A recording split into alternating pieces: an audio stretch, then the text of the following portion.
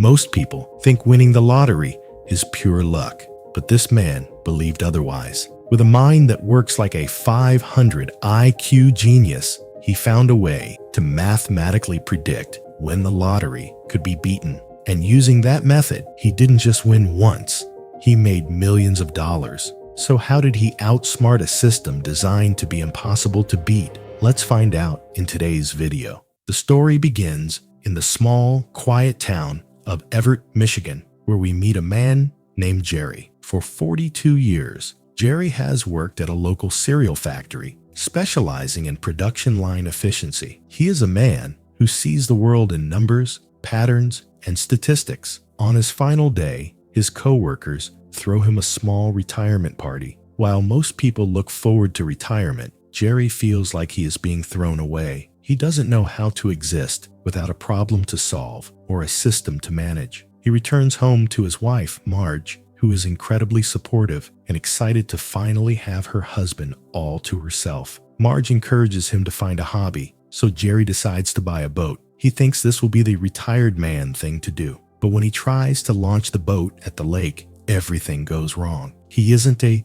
boat guy. He ends up sinking the truck's rear tires into the water and realizes that he is failing at being retired. One morning, while standing at a local convenience store, Jerry's life changes forever. He picks up a brochure for a new state lottery game called Windfall. Most people see the lottery as a game of luck, but Jerry sees it as a math problem. He reads the fine print about how the prize money is distributed. He notices a very specific rule called the roll down. Usually, if no one wins the massive jackpot, the money just sits there for the next week. But in Windfall, once the jackpot hits $5 million and no one wins the top prize, the money rolls down to the lower tier winners. Jerry pulls out a pencil and starts doing the math on the back of a napkin. He calculates that if he spends $1,100 on tickets, he is statistically guaranteed to make a profit of several $100s. It isn't gambling, it is a mathematical certainty. Jerry is stunned. He decides to test his theory without telling Marge, as he doesn't want her to think he has lost his mind and is throwing away their retirement savings. He goes to a different liquor store and withdraws $2,000 from their joint account. The store clerk thinks he is crazy, but Jerry stays focused. He waits for the drawing, his heart racing as the numbers are announced. When he checks his pile of tickets, he realizes he made a mistake in his first batch, and he actually loses a little bit of money. For a moment, he panics, thinking his math was wrong. But then he looks at the data again and realizes he just didn't buy a large enough sample size to account for the variance. He needs to go bigger. He goes back to the bank and withdraws even more money. This time, he buys $8,000 worth of tickets. He spends nearly 12 hours straight in a hotel room, sorting through thousands of slips of paper. When the roll down happens, the results are exactly what he predicted. His $8,000 turns into $15,000. He has found a literal money machine. He tries to hide the stacks of cash in his spice cabinet, but Marge eventually finds his secret stash. Instead of being angry that he gambled their money, Marge is fascinated. She listens as Jerry explains the math, the roll down, and the guaranteed returns. To Jerry's surprise, Marge doesn't tell him to stop. She tells him that they should do it together. She realizes that this isn't just about the money for Jerry. It's about feeling useful again. They decide to pool their savings and go all in on the next Windfall roll down. They start by going to their local liquor store. Just as they are hitting their stride, they receive devastating news. The Michigan Lottery Commission is shutting down the Windfall game because it is too easy to win. Jerry is crushed, feeling like his purpose has been snatched away again. However, he doesn't give up. He digs through more data and finds that a nearly identical game is still running in Massachusetts. It is a 10-hour drive from their home in Michigan. Without hesitation, Marge packs their bags and they hit the road in their old truck. They arrive in a small town in Massachusetts and walk into a tiny, rundown convenience store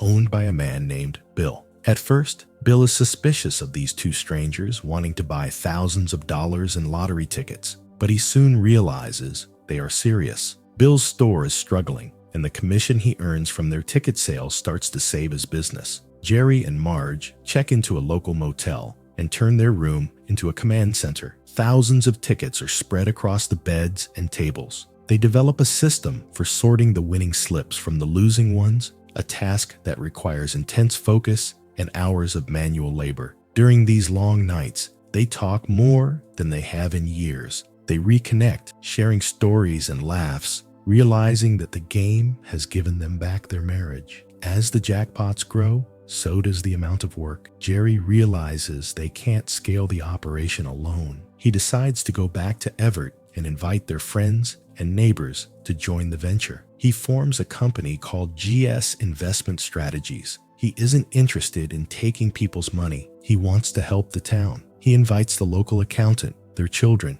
and even the townspeople who are struggling to make ends meet. Everyone chips in what they can. However, unknown to Jerry, he isn't the only one who discovered the math. At Harvard University, a brilliant but arrogant student named Tyler has also figured out the roll-down flaw. Tyler isn't interested in community or helping people. He sees it as a way to prove his intellectual superiority and make easy money. He recruits a group of wealthy classmates to pool their money and go after the same jackpot. Tyler's approach is cold and calculated. He uses high-speed printers and sophisticated algorithms to maximize his returns. Back in Massachusetts, the workload for Jerry and Marge reaches a breaking point. They are now printing hundreds of thousands of tickets per roll-down. They are exhausted, but the sight of their friends' faces when they receive their dividend checks keeps them going. Marge becomes the heart of the operation,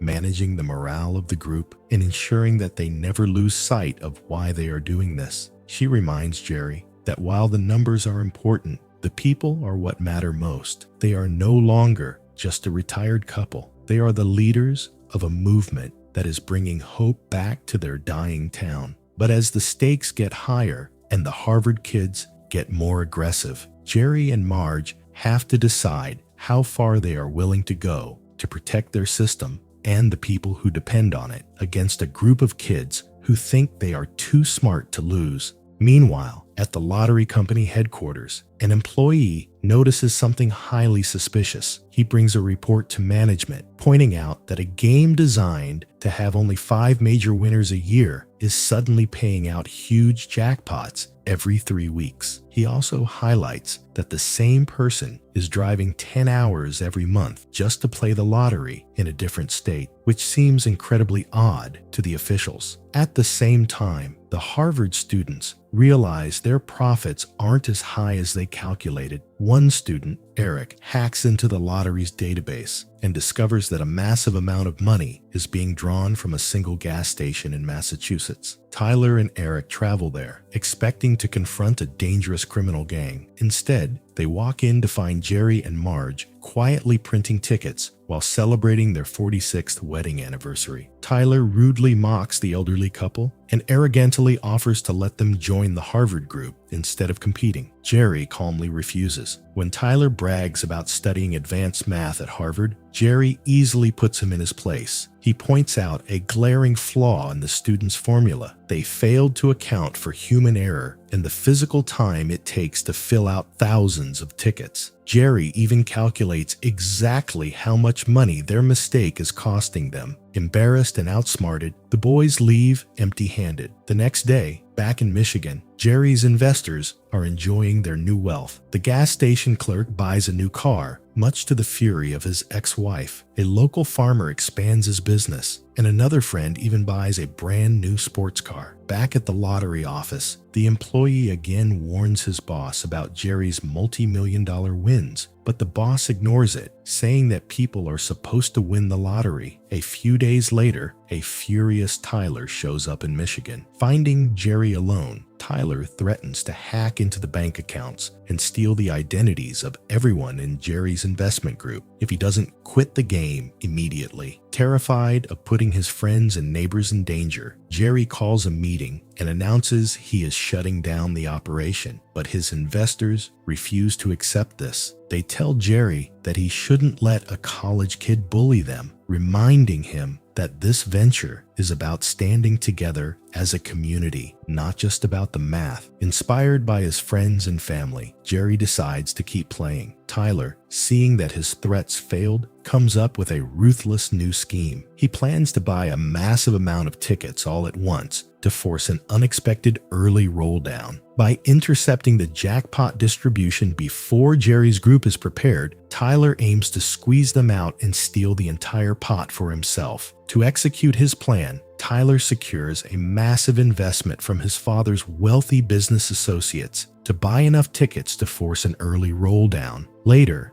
Bill informs Jerry that the drawing is happening today instead of weeks from now, meaning the Harvard students successfully pulled off their scheme. Knowing exactly what happened, Jerry drives straight to the university. He walks into the dorm room and speaks directly to Tyler's classmates, pointing out that Tyler is using them for cheap labor while keeping the vast majority of the millions for himself. Realizing they are being taken advantage of, the students drop their pens and refuse to fill out any more tickets. Next, Jerry concludes that the lottery officials know about the flaw but don't care enough to fix it, so he and Marge request a meeting with the board of directors. Jerry asks them to make the jackpot amount completely transparent and visible to the public to prevent anyone from manipulating the system early. The board agrees, and when Tyler notices the website has been updated to show the live jackpot, he arrogantly claims he will just hack it. However, when he turns around, he finds his dorm completely empty. All his classmates have abandoned him. Meanwhile, Maya, an investigative journalist for the Boston Globe, tracks down the frequent lottery winners. She visits Jerry, expecting to find a greedy mastermind, but instead, he happily shows her boxes of tickets and explains that simply spending days and nights sorting them with his wife is what truly makes him happy. Her editor demands a harsh critical article, but Maya discovers that Jerry and his friends are actually using their winnings to rebuild their struggling community. The day finally comes when Jerry and Marge decide to play one last time to secure enough money to fully restore their town. But when they arrive at the gas station, they are heartbroken to see the ticket machines being removed. They learn that the lottery management is shutting this game down after a newspaper article exposed the vulnerability. Tyler's furious father sees the embarrassing photo of his son in the paper, drives to the university, and forces the disgraced student to pack his bags and come home. With the game ending after tonight's draw, Jerry and Marge think they have missed their final chance. That evening, they attend what they believe is an investor meeting, but they walk into a lively, beautiful jazz festival organized by the locals. The townspeople reveal an incredible surprise. Knowing the local machines were gone, they drove to every active store in the state and bought all the remaining tickets themselves. They expressed their deep gratitude to Jerry for everything he did to save their city. Jerry legally won $27 million, proving that the greatest jackpot he ever won was the chance to bring his community together and enjoy the adventure of a lifetime with his wife. If you're still here, I truly hope you enjoyed watching this video. If you did, please leave a like and a subscribe to join the community. And if you have a few extra minutes, you can watch more amazing movie stories by clicking on the videos on your screen. Thanks